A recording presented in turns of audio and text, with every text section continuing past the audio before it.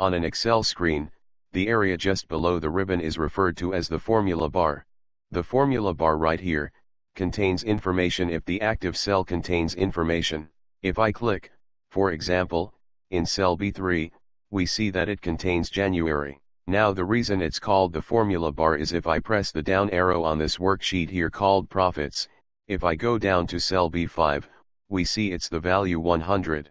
Now if I saw that and didn't go down to the next cell just yet, I'd say the cell below it has the value 20 in it.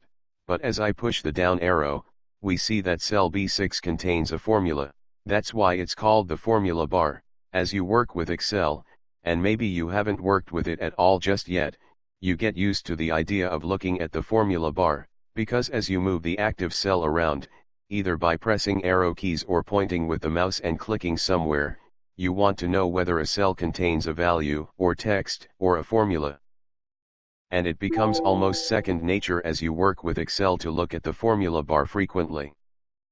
In much the same way that when you're driving, you look out your rear view mirror often. The formula bar is extremely useful to let you know what's going on. And as you open different workbooks, and go to different worksheets that you've never seen before, you just get used to the idea of looking at this cell, that cell, to see where the formulas are. Now there's some shortcuts and other tools for finding formulas, but always keep an eye on that formula bar.